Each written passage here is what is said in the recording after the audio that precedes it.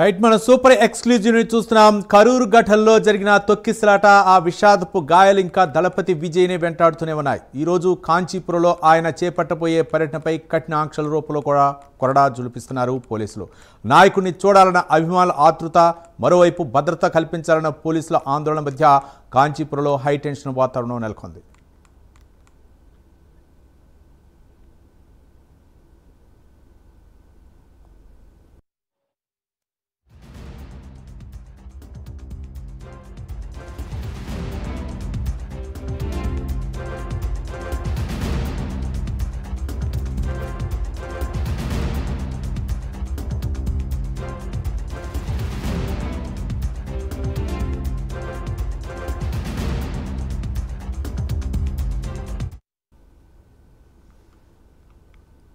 కరూరు ఘటనలో జరిగిన తొక్కిసలాట, విషాదపు గాయాలు ఇంకా దళపతి విజయ్ని వెంటాడుతూనే ఉన్నాయి. ఈరోజు కాంచీపురంలో ఆయన చేపట్టబోయే పర్యటనపై కఠిన ఆంక్షల రూపంలో కొరడా జులిపిస్తున్నారు పోలీసులు. దీనిపై మరింత సమాచారం మా కరెస్పాండెంట్ నరేష్ అందిస్తారు.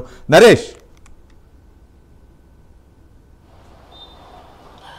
రైట్, మొత్తానికి చూసుకుంటే తమిళనాట మరోసారి కూడా హై టెన్షన్ వాతావరణం నెలకొందని చెప్పుకోవచ్చు. టీవీకే అధినేత తమిళ దళపతి విజయ్ ప్రస్తుతం మరోసారి కరూర్ ఘటన మరొక ముందే మరో ర్యాలీ అయిండొచ్చు, మరో సభ ఒక 2000 మందితో కార్యకర్తలతో ఒక సమావేశాన్ని కాంచీపురంలో ఏర్పాటు చేసుకోవడంతో ఒక్కసారిగా కూడా కాంచీపురం అంతా కూడా హైటెన్షన్ వాతావరణం నెలకొందని చెప్పుకోవచ్చు.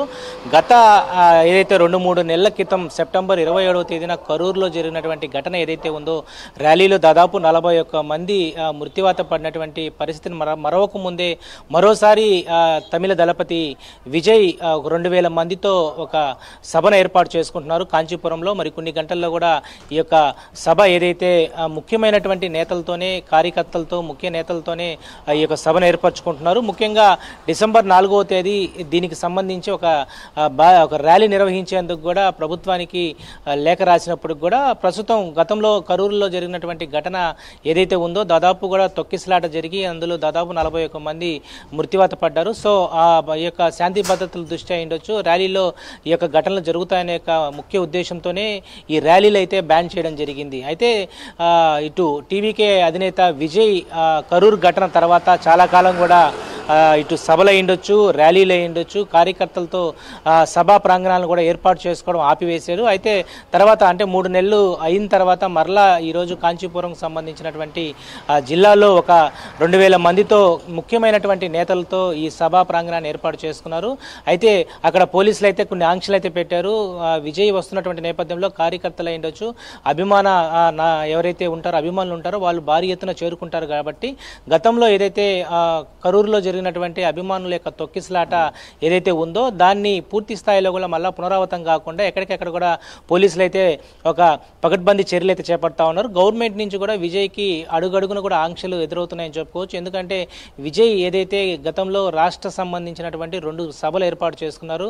మొదటి సభకు దాదాపు లక్షల మంది జనాలు వచ్చారు. మరో రాష్ట్ర 2వ సభగా కరూరులో ఏర్పాటు చేసినప్పుడు దాదాపు కూడా లక్షలాది మంది అక్కడికి వచ్చినటువంటి నేపథ్యంలో చిన్న ప్రాంతంలో ర్యాలీకి అనుమతించడంతో, సభను అనుమతించడంతో ఒక్కసారిగా ఇది జరిగిందని చెప్పి ఒకవైపు టీవీకేకి సంబంధించినటువంటి ముఖ్య నేతలంతా కూడా ఇది ప్రభుత్వ హత్యగానే పరిగణలోకి తీసుకోవాలని చెప్పి ఒకవైపు మనం టీవీకేకి సంబంధించిన నేతలందరూ కూడా బహిరంగంగా మీడియా ముందుకు రావడం జరిగింది. అయితే మొత్తానికి మనం చూస్తే ప్రస్తుతం టీవీకే అధినేత విజయ్ ఒక సభను ఏర్పాటు చేసుకున్నారు. దీంట్లో ఎలాంటి ఆసక్తికరమైనటువంటి మాటలు మాట్లాడతారనే దాని మీద కూడా ఒక చర్చ అయితే నడుస్తూ ఉంది. ఎందుకంటే వచ్చే ఏడాదిలోనే తమిళనాడు ఎన్నికలు జరగబోతా ఉన్నాయి, అసెంబ్లీ ఎన్నికలు జరగబోతున్న నేపథ్యంలోనే టీవీకే ఒంటరి పోరుకు సిద్ధం అవుతున్నటువంటి నేపథ్యంలోనే ఒకవైపు డిఎంకే ఇప్పుడు ప్రస్తుతం ఉన్నటువంటి ప్రభుత్వం ఎప్పటికెప్పుడు కూడా విజయ్కి సంబంధించినటువంటి సభలు అయ్యుండొచ్చు, విజయ్కి సంబంధించినటువంటి రూట్ మ్యాప్ అంతా కూడా పోలీసులు పకడ్బందీగా కూడా చర్యలు చేపడతా ఉన్నారు. ఎక్కడ కూడా అనుమతులు ఇచ్చేటువంటి పరిస్థితి కనపడటం లేదు. కరూరులో జరిగినటువంటి ఘటనలో 41 మంది మృత్యువాత పడిన తర్వాత గవర్నమెంట్ అయితే అలర్ట్ అయింది. అప్పట్లో ఈ యొక్క కరూరు ఘటన రాష్ట్రంలోనే కాదు కేంద్రంలో కూడా దేశవ్యాప్తంగా కూడా ఇది ఒక సంచలనంగా మారినటువంటి పరిస్థితి అయితే ఉంది.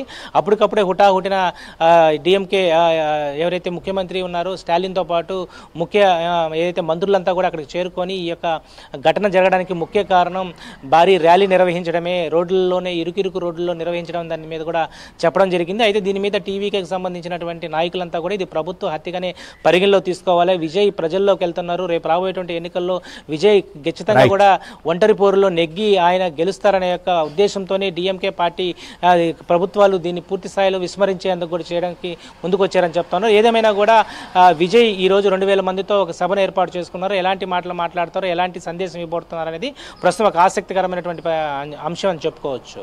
Right, thank you Naresh.